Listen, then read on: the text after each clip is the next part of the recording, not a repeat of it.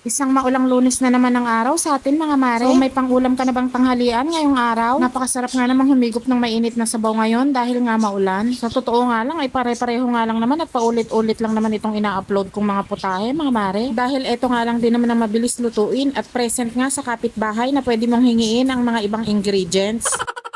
So yes nga mga mare, yan nga ang kainaman kapag nga makapalang yung mukha.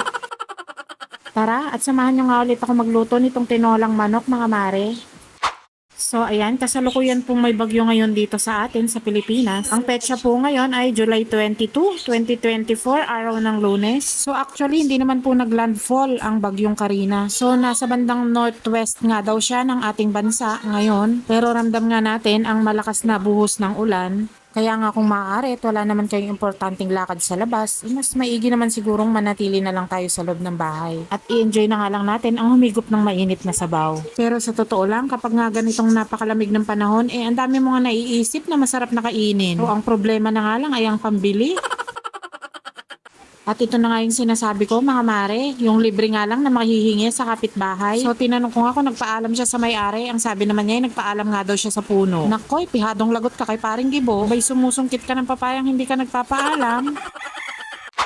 At para masarap nga ang ating tinola, inanguhan na nga rin ako ng ilang pirasong talbos ng aking sili. So ito naman din nga talagang masarap na partner nga ng tinola, ang talbos ng sili. So nakita niyo naman mga mare, ang lulusog nga at ang gaganda nga ng talbos nitong aking sili. Kung bibilhin mo nga ito sa palengke, abay napagka mahal-mahal nga ng isang tali nito. At buti na nga lang at meron tayong libreng pinagkukunan nito. At napansin ko nga na habang tinatalbosan mo nga ito, abay lalo nga lumalaki at lalong kumakapal ang kanyang dahon. Bangan na nga lang siguro dahil nga siguro ulan, kaya nga siguro gumanda ito ng ganito. Halos araw-araw nga mga mare, abay kinukuhanan ko nga ng dahon nito. Kung bakit habang kinukuhanan mo nga, abay lalo nga gumaganda ang kanyang mga dahon at talbos. Tignan nyo naman.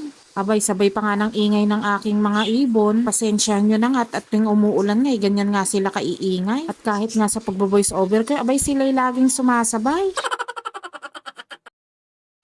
At alam nyo naman kung ano inilalagay nga sa tinola. Ito nga, typical nga ng sibuyas, bawang, luya. At lalagyan ko nga rin iyan ng tanglad na galing sa kapitbahay mga mare. So sa araw-araw nga na aking pagluluto, abay lagi kami nga nahingi ng tanglad doon kay Tatay Teban.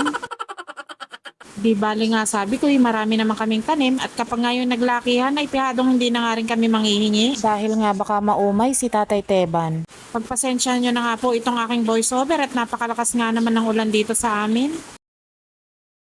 Pagkatapos kong gayatin ng mga ricado ay sinimulan ko na nga rin talupan itong papaya.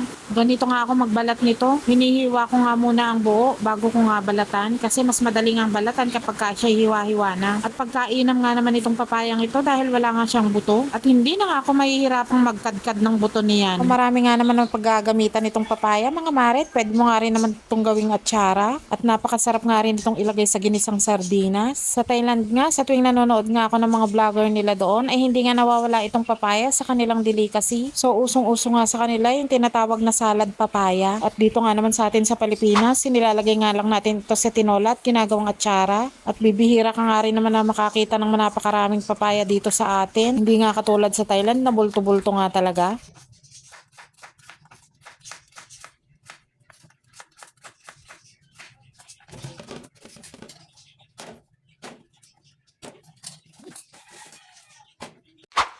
So ito na nga at magigisa na nga ako dyan ng bawang at sibuyas. Hindi ko na nga isinama yung tanglad at luya sa paggigisa. Dahil nawawala nga ang lasa kapag nga isinasama mo sa paggigisa. Ewan ko rin ba pero ganun nga ang panlasa ko. Para nga nawawalan siya ng lasa pagka isinasama ko sa paggisa. Kayo ho ba mga mare? Pareho ka rin ba kayo na estilo ng paggigisa?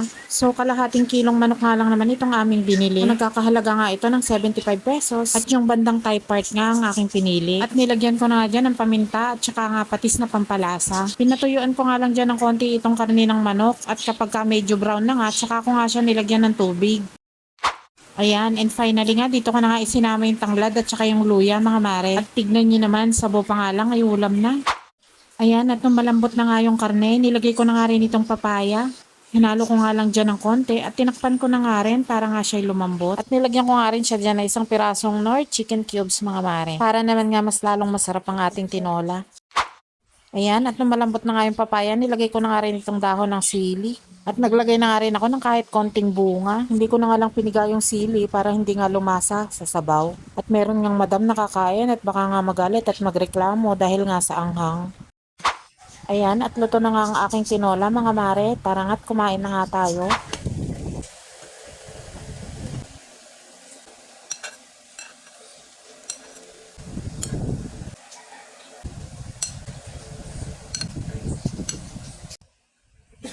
Breakfast in bed!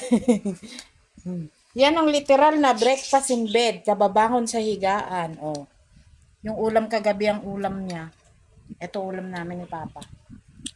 Yan. Let's eat!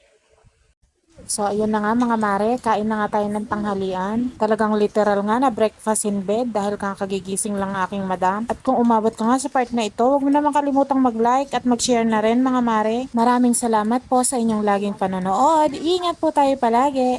Bye-bye!